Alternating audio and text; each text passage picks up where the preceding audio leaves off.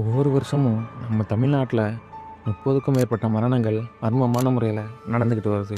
ஆனால் இதை விசாரித்து பார்க்கும்போது தான் தெரியுது, அப்படி இறந்த 30 பேருக்கு இடையிலையும் ஒரு ஒற்றுமை இருக்குன்னு. அந்த மாதிரி இறந்த 30 பேரோட கழுத்துலையும் கருநிற சாம்பல் கிடச்சிருக்கு. அங்கே இருக்க லோக்கல் ஆளுங்க இதை கேள்விப்பட்டதும் இதை கருநூல் சாபமுன்னும் இங்கிலீஷில் இதை ஒரு ஸ்பிரிச்சுவல் பிளாக் மேஜிக் ட்ரெடிஷன் அப்படின்னு சொல்லி பயப்பட ஆரம்பித்தாங்க.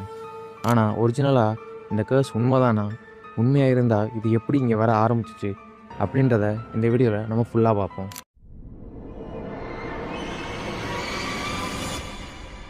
இந்த கதை அப்பர்ணான்ற ஒரு 27 வயசு மெடிக்கல் ரிசர்ச் பண்ணுற ஒரு ஸ்டூடெண்ட்டை பற்றினது. அப்பர்ணான்ற இந்த பொண்ணு தன்னோட மெடிக்கல் ரிசர்ச்சுக்காகவும் பண்டைய காலத்தில் நம்மளோட முன்னோர்கள் பயன்படுத்தின மருத்துவ முறைகளை பற்றியும் கற்றுக்கிறதுக்காக ஒரு கிராமத்துக்கு வரா.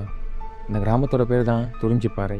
படிச்சுட்டு வந்த அவளுக்கு இந்த மாதிரி வயிறு ஊறுறது, பேய் ஊட்டுறது, இந்த மாதிரியான விஷயத்துலலாம் சுத்தமாக நம்பிக்கையே இல்லை. அவள் இந்த கிராமத்துக்கு வந்ததுக்கான ஒரே நோக்கம் அறிவியலால் இதை ஈஸியாக நிரூபிக்க முடியும் அப்படின்ற காரணத்துக்காக வந்தாள். அவள் அந்த கிராமத்துக்கு வந்த உடனே ஒரு பழங்கால கைவிடப்பட்ட கோவில் இருந்துச்சு. அந்த கோவில் பக்கத்தில் இருந்த வேப்ப மரத்தில் ஒரு கருநிற நூல் ஒன்று கட்டியிருக்காங்க. அதை அவள் வரும்போது பார்த்துட்டே வரா. அதை பற்றி அந்த ஊராளுங்கள்ட்ட கேட்கும்போது அந்த ஊராளுங்க, நீ அதை பார்த்ததோடு சரி, அதற்கு பக்கமே நீ போகக்கூடாதுன்னு சொல்லி அவளை பயமுறுத்தி அனுப்பிச்சிட்றாங்க.